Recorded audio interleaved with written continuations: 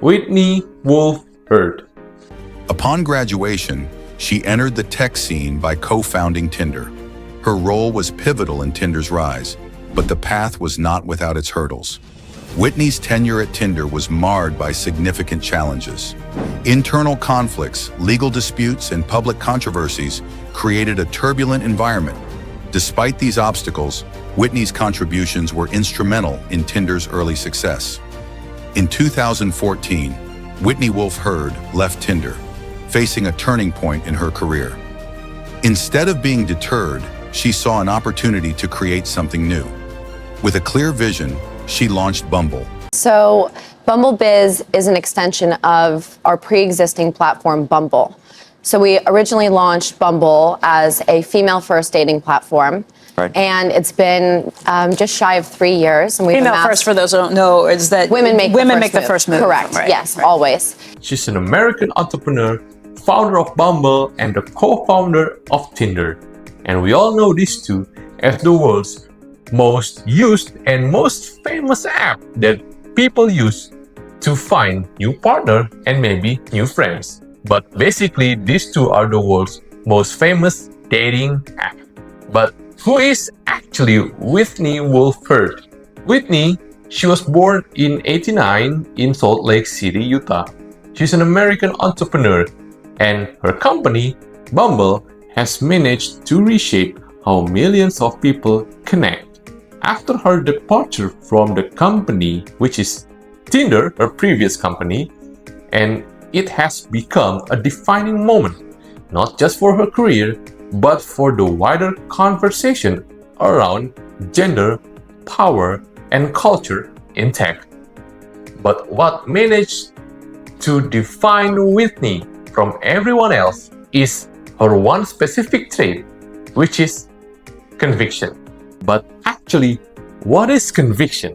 So basically, conviction is an act. How you have your own courage to stood up for something that you have believed in, something about your vision, something that you choose to stay on your current path when others are saying no, when most people doesn't agree with you. And basically, it would be far more easier if you just get out of the way. But you have that conviction that you have to pursue that specific goals that you have in your mind. But how about in Whitney's case? How about her experience? So Whitney's stories become widely known because it reflected a much larger industry problem and not just a personal one. Her experience at Tinder sparked global discussion around workplace culture, power imbalance, and gender dynamics in Silicon Valley. These themes were later explored publicly in media and long-form storytelling, including the coverage from Time magazine and HBO's 2018 documentary, Swiped, Hooking Up in the Digital Age, which examined how apps like Tinder and Bumble changed the dating app behavior and social norms. But from all of this happening around her, instead of disappearing, she chose to stood up for what she believed in. She wanted to build something different, especially for women. And this is where conviction comes in action. So basically, Bumble has that one specific feature that differentiates it from any other dating platform, even from Tinder, which is women make the first move. So this is not a tweak, but this is a feature that unique to Bumble. It challenged the traditional dating power structure. It reframed digital interaction around intention and respect. And it gave users clarity about the platform stood for. And that conviction scaled into a global company. Today, Bumble has widely become an actively public traded company. As of late 2025, Bumble has market capitalization of more than $545 million, with enterprise value reaching more than $837 million. And Bumble has expanded into Bumble BFF and Bumble Biz that focuses on friendship and business. So Bumble didn't grow because it stood for everything. but because it believed in something. So what you can learn from Whitney and from Bumble? So conviction gives you a compass. When you know what you stand for, your decisions becomes much clearer even when outcomes are uncertain. Whitney's story shows that conviction often comes after discomfort, just like how her personal experience, how she went out of Tinder, built an app, focuses on women that basically act first before the man. And we all know that basically, usually men that acts first, right, before women. And that is what Whitney's conviction is all about. And it reflected into the action and finally founded the company which is Bumble right now today. But then, how about you? You don't actually need to be a great entrepreneur or a great startup founder to have such great conviction inside you. What you need to do is to identify one belief that you won't compromise on, and you have to align it with yourself. That decision, what is it that you wanted to believe? And you have to accept that conviction, because conviction filters people and it also filters your ecosystem. And I think this is very important for all of you who's currently in your career or maybe in your business and maybe in your life. You wanted to achieve something.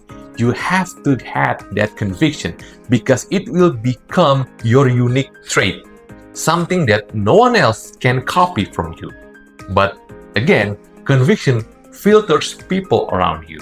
Those people who doesn't have the same mindset, who doesn't have the same vision, who doesn't have the same clarity about their life goals, they will all get filtered.